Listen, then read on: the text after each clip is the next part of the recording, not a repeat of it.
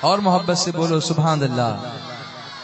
وہ آگ ٹھنڈی ہو گئی جو فارس کی آگ تھی، کتنے سال سے جل رہی تھی؟ 1000 سال سے جل رہی تھی۔ اور اس کے بعد کیا ہوا؟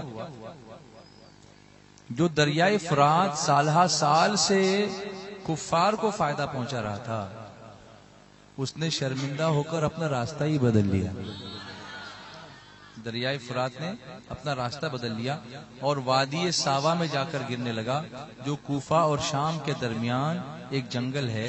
یہاں تک کہ اس جنگل میں پانی ہی پانی تا حد نگاہ تک نظر آنے لگا۔ سبحان اللہ۔ حالانکہ اس سے پہلے اس میں کبھی اتنا پانی نہ تھا کہ کوئی پیاسا اپنا حلق تر کر سکے، ایک گھونٹ بھی پانی لینے کا وہاں پر موقع نہیں ہوتا تھا۔ لیکن حضور تشریف لائے تو اس جنگل میں پانی ہی پانی ہو گیا۔ دریا نے اپنا راستہ بدل لیا، کفار سے ہٹ کر کے وہ اس طرف آیا جو میرے مصطفیٰ سے محبت کرنے والے لوگ تھے۔ سبحان اللہ۔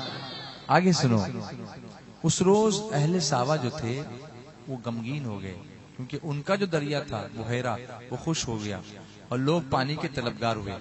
جب انہیں پیاس لگی اور وہ پانی پینے کے لیے وہاں پر آئے تو پیاسے پانی نہ ملنے کے سبب وہ غصے میں واپس لوٹے۔ ساوا فارس میں ہمدان درے کے عین بیچ میں ایک شہر تھا، وہاں ایک بہت بڑا قطع آب تھا، پانی کا تالاب تھا جو بحیرہ ساوا کہلاتا تھا۔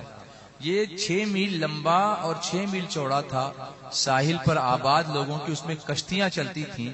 اس کے ارد گرد یہود و نصارہ کی معتبر عبادت گاہیں، تفریح گاہیں اور گرجا گھر یہ تھے۔ حضور کی میلاد شریف کے موقع پر ان کا بحیرہ جو تھا، جو ان کی رونق کا باعث تھا، کیونکہ پانی تھا اس لیے لوگ وہاں پر رہتے تھے۔ آپ جانتے ہیں کہ جہاں پانی ہوتا ہے وہاں بستیاں ہوتی ہیں، تو وہ بستیاں جو تھیں وہ کس وجہ سے تھیں؟ اس بحیرے کی وجہ سے تھیں، اس پانی کی وجہ سے تھیں۔ یکائک اس کا پانی زمین میں جذب ہوا اور وہ خشک ہو گیا، کیونکہ اس کے اطراف کس کی بستیاں تھیں؟ یہود و نصارہ کی بستیاں تھیں۔ پانی اتنا زمین میں نیچے دھس گیا کہ زمین کے اندر سے آگ نکلنے لگی۔ ایسا معلوم ہوتا تھا کہ اس زمین کو آگ کے ذریعے پکایا جا رہا ہے۔ اور اس کے بعد حضور کی ولادت کے موقع پر غم کے مارے آگ نے پانی کی خاصیت کو اختیار کر لیا اور پانی نے آگ کی خاصیت کو اختیار کر لیا۔ میلاد شریف کے دن جو مجوسی تھے، جو آگ کی پوجا کرتے تھے، ان کا یہ حال ہو گیا تھا گویا اس میں پانی کی خاصیت آ گئی، آگ پانی بن گئی جو سرد ہونے کا باعث ہے۔ اور بحیرہ ساوا جہاں پانی تھا اس میں آگ لگ گئی جس میں حرارت پیدا ہو گئی، یعنی پانی میں آگ میں تری آ گئی اور پانی میں آگ کی سوزش آ گئی، حرارت آ گئی جو جلانے اور خوش کرنے کا باعث ہے۔ خلاصہ یہ ہے کہ حضور پاک صلی اللہ علیہ وسلم کی ولادت پاک کے موقع پر غم کے مارے آتش کدے ایسے سرد ہو گئے جیسے پانی سے انہیں بجھا دیا گیا ہو، اور پانی والا جو بحیرہ تھا وہ ایسا خشک ہو گیا جیسے آگ سے اسے سکھا دیا گیا ہو۔ بولیے نا محبت سے، سب کے بولیے اور پیار سے بولیے۔ دونوں طرح کی باتیں ظاہر ہوئیں، ماننے والوں کے لیے راحت کے سامان ہو گئے اور نہ ماننے والوں کے لیے آگ کے انجام ہو گئے۔ سب کے بولیے اور محبت سے بولیے سبحان اللہ۔ پھر آگے کیا ہوا؟ والجن تہتف والانوار ساطعۃ والحق یظہر من معنی ومن کلمی۔ جنات غیب سے آوازیں دینے لگ گئے۔ حضور صرف انسانوں کے لیے تو نہیں لائے، ساری کائنات کے لیے تشریف لائے نا، تو جنات غیب سے آوازیں دینے لگے اور انوار چمکنے لگے۔ اعلیٰ حضرت فرماتے ہیں جس سہانی گھڑی چمکا طیبہ کا چاند۔ سبحان اللہ۔ اسٹیج والے بھی بولیں سبحان اللہ۔ اکثر ہم لوگ یہ سارا کانٹریکٹ جو ہے نیچے بیٹھنے والوں کو دے دیتے ہیں، تو تھوڑا ہم لوگ بھی بولیں تو اچھا رہے گا۔ بولیے سبحان اللہ، اور ایک بار بولیے سبحان اللہ، اور ایک بار بولیے سبحان اللہ، اور ایک بار سب مل کر پورا مجمع سبحان اللہ۔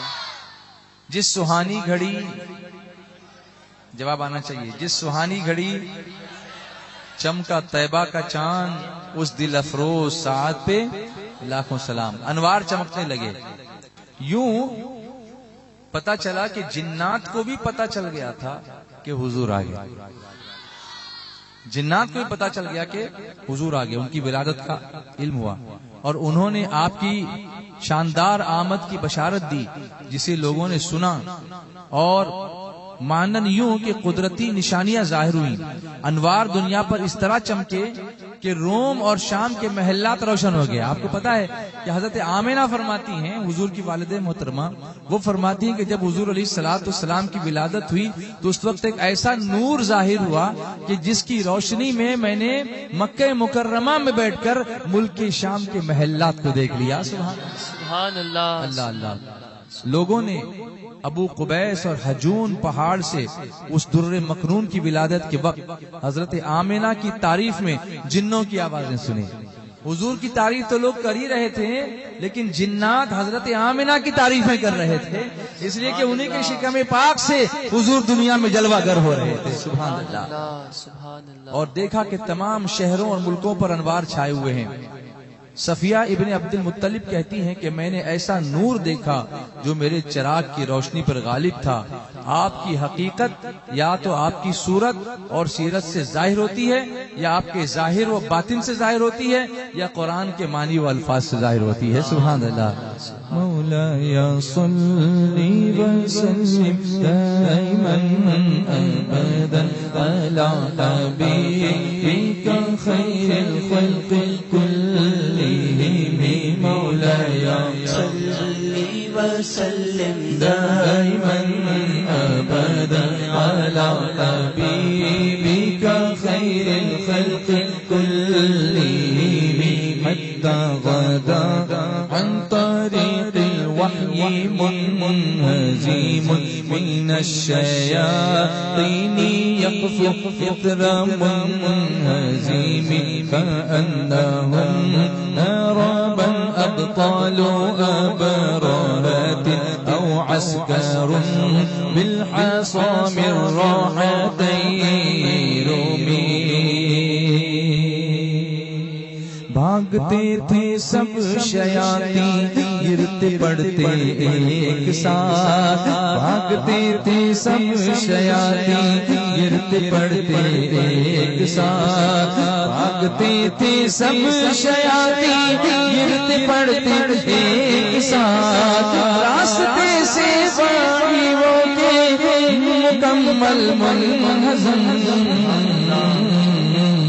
مولایا صلی وسلم دائما ابدا علی حبیبک خیر الخلق کلہم، مولایا صلی وسلم دائما ابدا علی حبیبک خیر الخلق کلہم، مولایا صلی وسلم دائما ابدا علی حبیبک خیر اللہ، مولایا صلی وسلم دائما ابدا علی حبیبک خیر اللہ، مولایا صلی وسلم دائما ابدا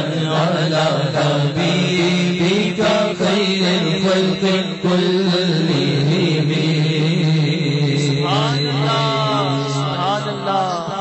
اور سنو کیا ہوا، سب کا دھیان ہے، پیچھے والوں آپ کا دھیان ہے، میری آواز آپ تک آ رہی ہے نا؟ سبحان اللہ۔ سنو، شیطان جو تھے نا، شیاطین، یہ کیا کرتے تھے؟ حضور کی ولادت سے پہلے وحی کے نزول کا ایک راستہ ہوتا ہے عرش سے، وہاں آ کے کھڑے ہوا کرتے تھے، وہاں سے ایک کے پیچھے ایک اٹھ کر بھاگنے لگے۔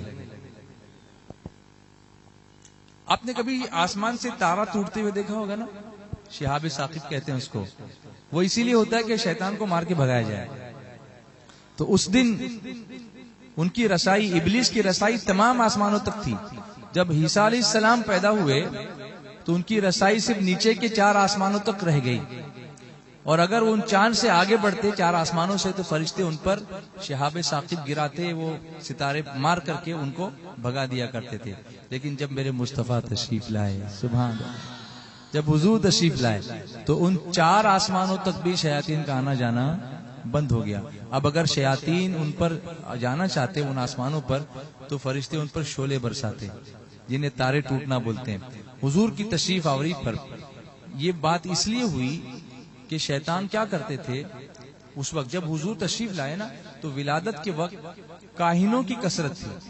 کاہن مطلب جو جوتش بتانے والے لوگ ہیں، فیوچر کی باتیں بتانے والے لوگ ہیں. وہ کیا کرتے تھے کہ کچھ شیطان کو قبضے کر کے، کچھ جنات کو قبضے میں کر کے ان کے ذریعے سے کچھ خبریں معلوم کر لیا کرتے تھے، کیونکہ ان کا جانا اوپر کے آسمانوں تک ہوا کرتا تھا. اور دیگر لوگوں کو کچھ اپنی طرف سے ملا کر کے جھوٹی باتیں وہ بتا دیا کرتے تھے. ایسے معاملات میں وحی کے ساتھ غیر وحی کے خلط ملط ہونے کا اندیشہ ہونے لگتا تھا. لہذا تمام آسمانوں سے جنات اور شیطان کا داخلہ بند کر دیا گیا. خلاصہ یہ کہ کاہنوں نے خبر دی تھی، ان کاہنوں نے خود ہی خبر دی تھی کہ حضور کی موجودگی میں ان کا دین باطل قائم رہنے والا نہیں ہے. اللہ نے قرآن پاک میں اعلان فرمایا وَقُلْ جَاءَ الْحَقُّ وَزَهَقَ الْبَاطِلُ إِنَّ الْبَاطِلَ كَانَ زَهُوقًا.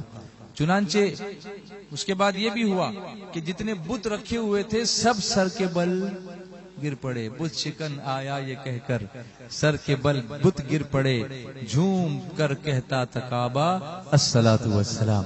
تو یہ تو کچھ چیزیں تھی جو میں نے آپ کے سامنے رکھی. پورا بھی معجزات کے بیان میں ایک فصل اور باقی ہے. اگر اس پر بیان کیا جائے تو رات ختم ہو لیکن بات ختم نہ ہو. آئیے اس کو مکمل کرتے ہیں. مولاي صلي وسلم دائما ابدا على حبيبك خير الخلق كل